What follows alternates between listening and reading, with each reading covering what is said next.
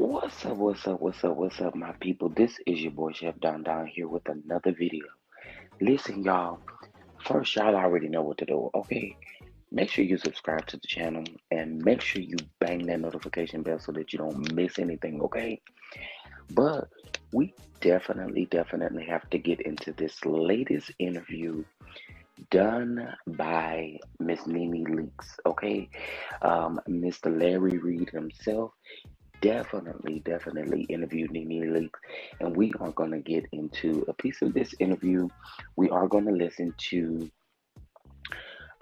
what NeNe had to deal with when it came to Brent, what she is looking forward to as far as selling the Linneitha Lounge, and a couple of other things, okay? But most of all, I want you guys to drop down in the comment section and let me know how you feel, okay? Make sure you're following me on all social media platforms. And if you'd like to donate to the channel, you can via Cash App, $Chef Down to listen. Let's get into the tea of it all, okay? But again, make sure y'all like this video, okay? Please make sure you like the video.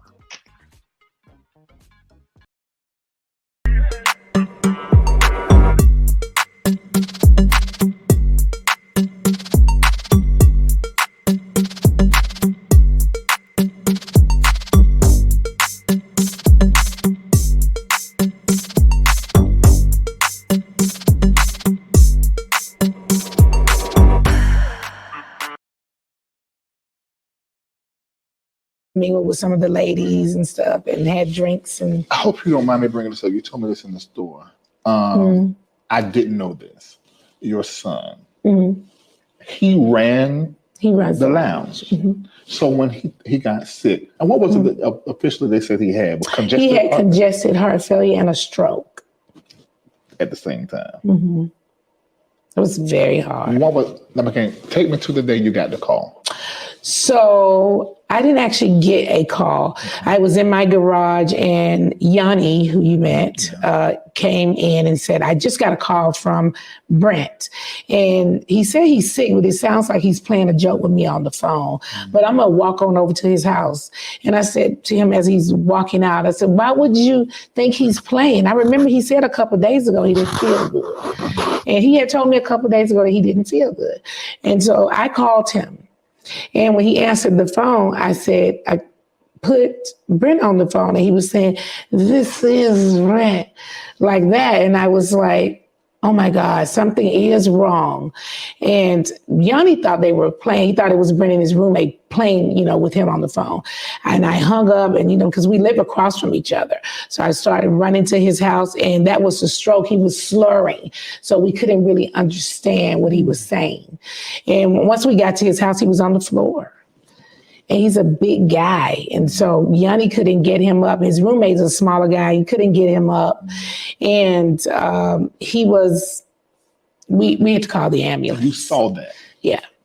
But, I really would have thought in a situation like that, I would have just been freaking out. But I was really calm. He was freaking out. So I had to be calm because Brent was, y'all gotta, help me. And he was just all over the place with speaking and trying to get up and couldn't get up. And I'm on the phone with 911, asking for an ambulance because we can't get him up. And I've never called an ambulance before. They told me it was going to be about an hour before they could get there. I never heard of that before. And I called them back another time and they said to me, we don't have any ambulances right now. Whoa. And I was like, really? I've never heard of this before. Wow. I called them like 3 times and finally they were like, we have someone that'll be there in 15 minutes. I was like, what kind of mess is this? There's no ambulance. Because every moment counts when somebody's having a stroke. Yeah. And they did get there and get him, but it was very scary. Now he's still recovering. Okay, so it's going to be a long recovery. He's not home yet. Oh, so he's still in the hospital. He's not in the hospital either. Okay. He's in the rehabilitation for physical therapy. Okay. Now, what is happening with the lounge? Because he ran it. Yes, he ran the lounge. So we still have it. The managers are there. There's managers, and then Brent ran a lot of the office things, payroll and inventory. And he also DJs. He run the hookahs in the house. So, we just put other people in those places. So you sold your house. I sold my house months after my husband passed. Right. And so are you going to keep the lounge? It's like your new baby. No, I would love to sell the lounge. The reason why it's a long recovery for him. And it's a lot on me to do. I have to be there. And I'm there regardless, but it is a lot. It's just a lot. I need Brent. I got in this business with my husband and my son, right? And my husband's passed on and my son is sick. I don't want to run the business without them. You know, this was for us to do together. And my son would probably I don't want you to sell it, but it's a lot on me to do. And then still do my own thing. It's still a lot. Is that the reason why you sold the house and thinking about selling the lounge because your husband and your son? I couldn't live in the house at all. Okay, so when Greg died, I think I stayed in the house maybe 3 times. Well, I stayed in there after he passed, right? And then, during that week, everybody's in your house. Like my house is packed with people. So it was okay for me to be in there. Once everything was done and we had Greg repassed, my house was empty. Nobody was there with me. And I could see it on social media, went dead. Oh, I could not be in that house. So one night I slept in the house. I was up all night long. I called my son. I said, you have to come home.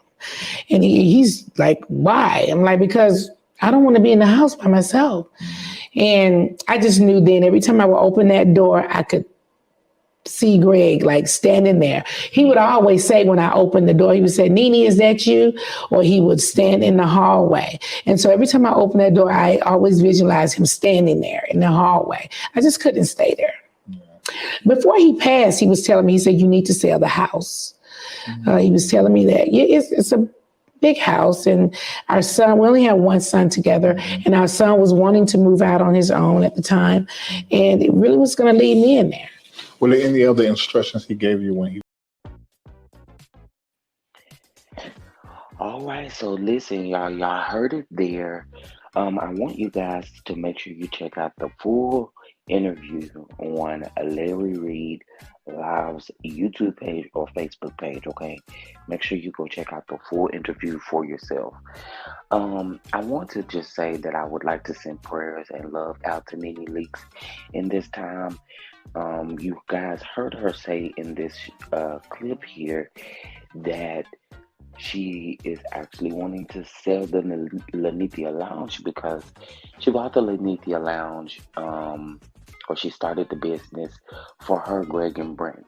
And she says that Brent has, unfortunately, a long road of recovery ahead of him. So I just want to send out love and prayers in regards to this because none of this can be easy to have to deal with access stuff. Now, I kind of heard this, but I was not totally aware that Greg had some family losses prior to his loss. So NeNe kind of was hit with a few more losses in regards to her family. Believe what you want to believe, they were married. So, his family is her family. And they did get hit pretty hard. So again, I want you guys to listen to this full interview. Drop down in the comment section. Let me know what you guys think thus far of what we've talked about and what you heard in that interview. Because again, she gave descriptive details on what exactly happened with Brent. So, man, I just want to send prayers out to her. She did elaborate on some RHOAT. Again, I would like for you guys to go check it out. She elaborated on her and Cynthia's relationship, what she thought about Cynthia Mike's divorce. She also elaborated on her and Candy's relationship, as well as her and Kenya. Then just some other thing, her and Kim Zolciak. So y'all, please go check that out. Make sure you subscribe to the channel. Make sure you hit that notification bell. Make sure you follow me on all social media platforms. And again, this is your boy Chef Don Don. Drop down in the comment section and in the comment section, let me know exactly what you think. And until the next time, I'll see you in the next video.